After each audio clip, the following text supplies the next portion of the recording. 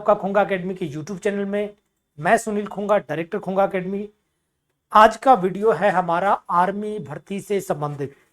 जी, army भर्ती यानी जो युवा फौज में जाना चाहते हैं, देश की सेवा करना चाहते हैं, वो ग्रीन वर्दी पहनना चाहते हैं जिसको ऑलिव ग्रीन कहते हैं। उसके लिए आपको क्या क्या करना होगा, क्या क्या प्रक्रिया है, कौन फौज में जा सकता है, कौन नहीं जा सकता है, पूरी डिटेल से बात करेंगे। अगर आप में है वो जोश देश सेवा का, वो वर्दी पहनने का, तो ये वीडियो आपके लिए बहुत इंपॉर्टेंट होने वाला है। और वीडियो को पूरा अंत तक देखें, पूरी जानकारी आपको एक ही वीडियो में मिलेगी। साथ ही साथ इस चैनल को सब्सक्राइब और वीडियो को लाइक जरूर करें, और ये वीडियो जो है अपने ग्रुप्स में भी शेयर करें। तो मैंने आपको बताया कि ये वीडियो है आर्मी की भर्ती से संबंधित। अब आर्मी में भर्ती होने के लिए क्या क्या बेसिक आपकी रिक्वायरमेंट है, कौन आर्मी में भर्ती हो सकता है, क्या क्वालिफिकेशन होती है, किस प्रकार की ट्रेड होती हैं, क्या क्या चीज़ें इसमें रिक्वायरमेंट रहेगी आपकी, कैसे आप जा सकते हैं फौज में, सब योग्यता और सारी चीज़ों के बारे में बात करेंगे। संपूर्ण जानकारी से संबंधित ये वीडियो है। अब हम बात करेंगे, बात है आपकी सेना में भर्ती होने के लिए। सेना का मतलब मैं बात कर रहा हूँ इंडियन आर्मी। इंडियन आर्मी यानी जो हमारी थल सेना है, उसके बारे में हम बात करेंगे।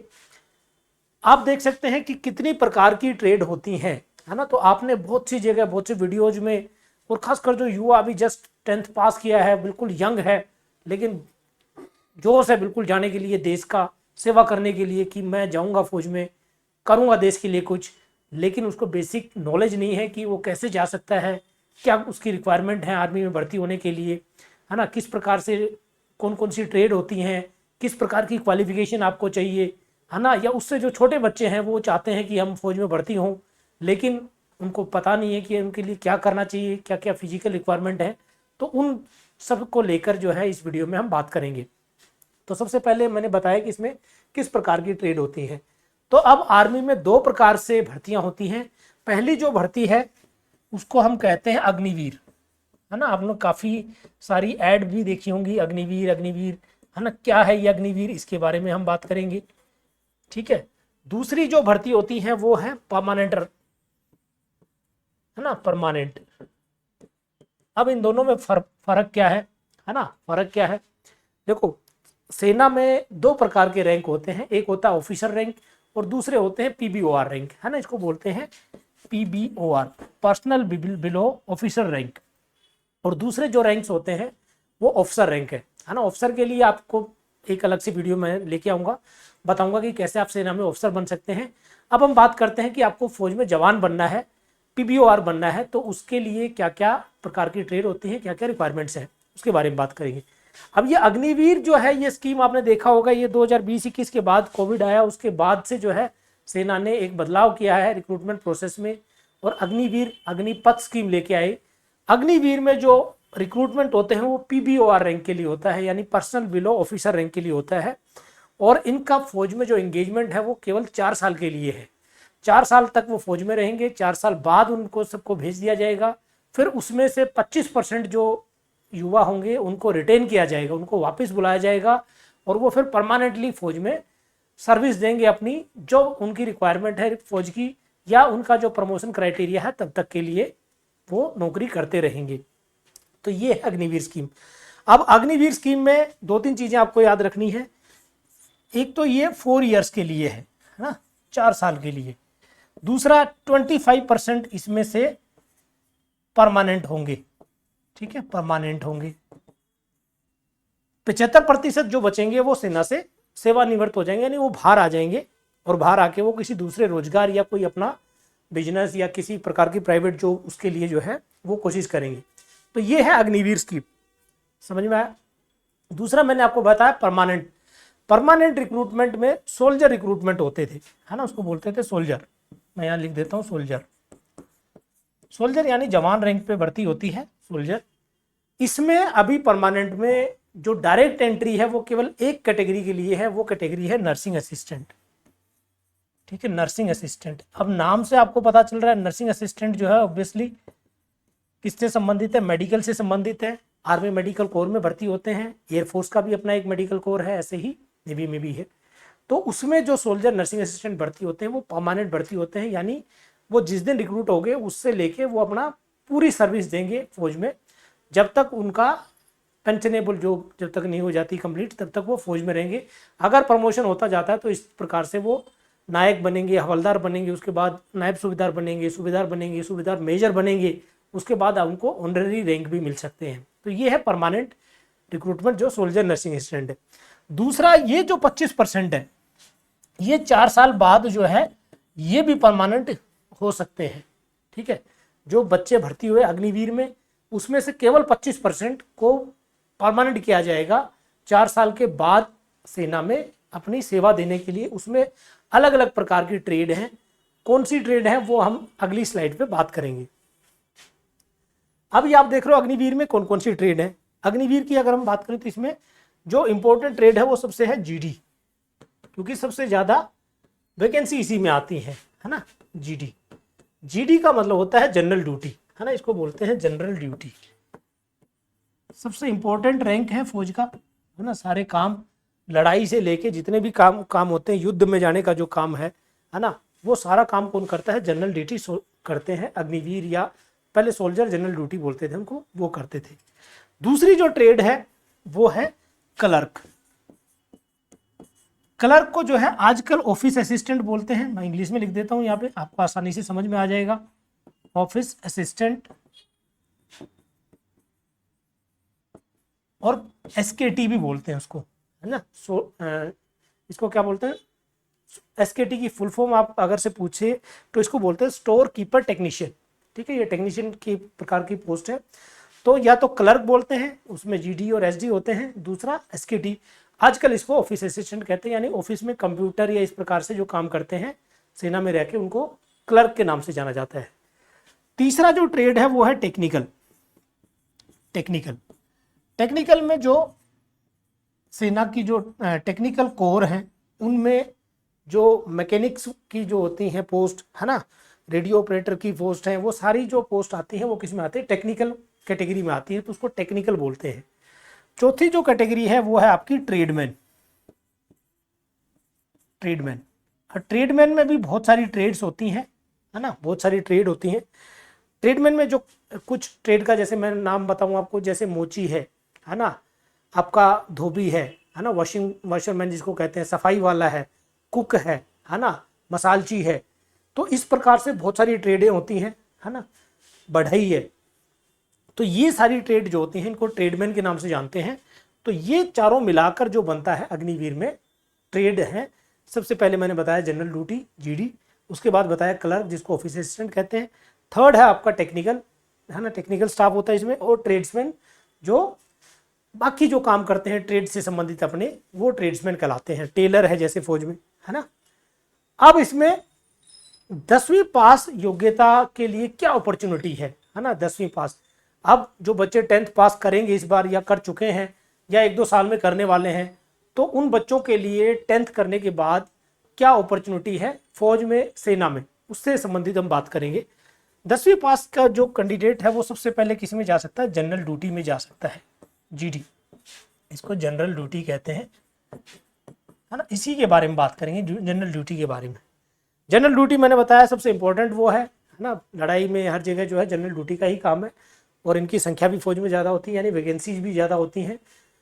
बैकबोन है फौज की, है ना, बैकबोन यानी पूरी सेना इसी पे टिकी हुई एक तरीके से, है ना, जनरल ड्यूटी।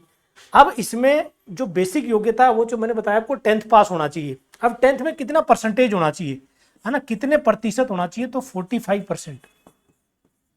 10th क्लास में कम से कम नंबर कितने हो, 45% हो ओवरऑल, और सभी सब्जेक्ट में पास होना चाहिए, यानी किसी भी सब्जेक्ट में 33 से कम ना हो। ये सबसे पहली रिक्वायरमेंट है। दूसरा इसमें आपसे मांगेगा हाइट आपकी होनी चाहिए 170 सेंटीमीटर, है ना। कुछ एक राज्यों में, पहाड़ी क्षेत्रों में उनके लिए थोड़ी सी छूट है, लेकिन बेसिक जो आपसे मांगेगा 170 सेंटीमीटर हाइट मांगेंगे, वो आपकी हाइट होनी चाहिए जनरल ड्यूटी सोल्जर बनने के लिए। तीसरा जो है इसमें एज क्राइटेरिया, एज मतलब आपकी आयु क्या होनी चाहिए, 17.5 साल से लेके 21 वर्ष के बीच, है ना, 21 वर्ष के बीच। यानी अगर मैं इस बार की बात करूं, अभी जो फॉर्म निकलेगा तो उसमें क्या है, 1 अक्टूबर 2004 से लेके 1 अप्रैल 2008 के बीच में जिस बच्चे का जन्म है वो बच्चा इसमें अप्लाई कर पाएगा, जो इस बार फॉर्म निकलेंगे, है ना। तो हर साल ये एक एक साल बढ़ती जाती है। नेक्स्ट ईयर इसमें एक साल बढ़ जाएगा, यहाँ पे 2005 आ जाएगा, यहाँ 2009 आ जाएगा।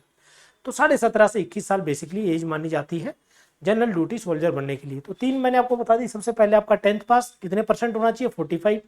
फिर आपकी हाइट कितनी होनी चाहिए, 170 सेंटीमीटर। और आपकी एज जो है 17.5 से 21। आप फिजिकली मेडिकली फिट हो, आप जा सकते हैं सेना में जनरल ड्यूटी, जो सबसे इंपॉर्टेंट पोस्ट है सेना के हिसाब से, थल सेना के हिसाब से। दूसरी है 12th जो साइंस से पास विद्यार्थी हैं उनके लिए क्या क्या अपॉर्चुनिटी है ना। साइंस का मतलब अब मैं इसमें बात करूंगा पीसीएम सब्जेक्ट, है ना। पीसीएम सब्जेक्ट होना चाहिए आपके पास। पीसीएम यानी फिजिक्स, केमिस्ट्री और मैथमेटिक्स, ठीक है। इसमें अगर बात करें कि परसेंटेज कितनी हो 12th में, तो 50% मार्क्स होने चाहिए, ठीक है, 50% ओवरऑल। और किसी भी सब्जेक्ट में 40 से कम ना हो। क्लियर है। एज इसमें सेम वही रहेगी, 17.5 से लेके 21 साल तक, है ना, 21 वर्ष इसके बीच में आपकी एज वही 2004 1 अक्टूबर से और 2008 का 1 अप्रैल के बीच में आपकी डेट ऑफ बर्थ है। तो आप जा सकते हैं किसमें, सोल्जर टेक्निकल। ये किस पोस्ट में जाएगा, ये टेक्निकल में जाएगा, है ना। सोल्जर टेक्निकल, ये अग्निवीर टेक्निकल में जाएगा, टेक्निकल में जाएगा। पीसीएम सब्जेक्ट वाली की बात चल रही है, ठीक है, पीसीएम सब्जेक्ट वाली, जिसमें आपके पास फिजिक्स हो, केमिस्ट्री हो, मैथमेटिक्स हो, 50% नंबर हो। हाइट इसमें भी 170 सेंटीमीटर मांगते हैं, 170 सेंटीमीटर ही इसमें हाइट मांगी जाएगी, कोई छूट नहीं है। पूरी बिल्कुल सेम क्राइटेरिया है जो जीडी का क्राइटेरिया है। ये आप समझ में आया टेक्निकल का। अब कोई बच्चा बोलेगा कि मेरे पास बायोलॉजी है सर, है ना, फिजिक्स, केमिस्ट्री, मैथमेटिक्स की जगह बायोलॉजी है यानी पीसीबी है, तो उसके लिए मैं आखिरी स्लाइड में बताऊंगा कि वो किस में अप्लाई कर सकता है। साथ में जो साइंस वाला जिसके पास मैथ है वो क्लर्क में अप्लाई कर सकता है, जैसे कि हम अगली स्लाइड पे बात करेंगे।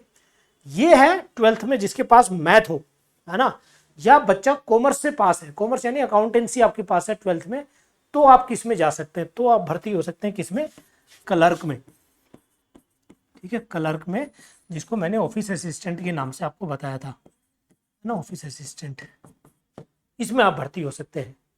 अब इसमें क्राइटेरिया क्या है, क्राइटेरिया अगर देखो हाइट की बात करें सबसे पहले, तो हाइट में इसमें थोड़ी छूट है, 162 सेंटीमीटर चाहिए। आप कहीं के भी हो, आप पहाड़ी क्षेत्र से हैं, आप किसी ऐसे स्टेट से हैं जहां हाइट की छूट मिलती है, आप का कोई छूट नहीं है, तो भी आपको कितनी हाइट चाहिए, 162 सेंटीमीटर, आपकी 162 सेंटीमीटर हाइट चाहिए क्लर्क में भर्ती होने के लिए, ठीक है।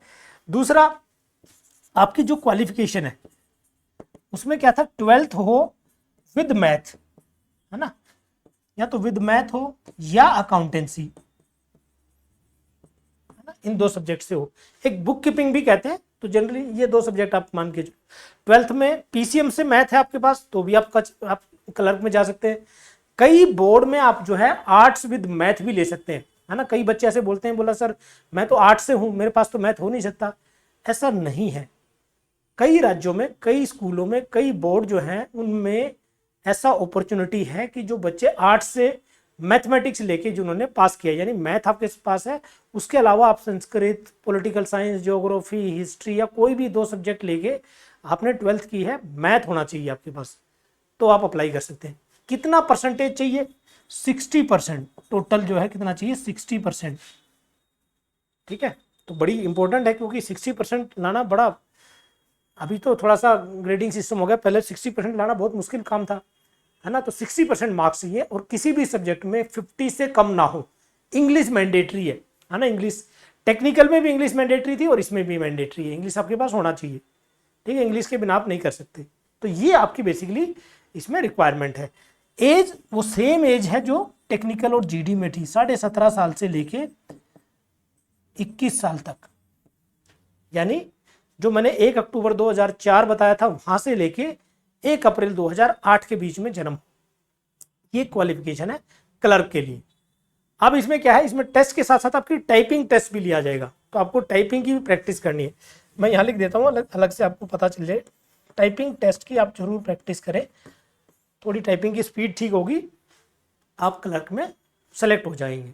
ठीक है, तो ये रिक्वायरमेंट है क्लर्क के लिए।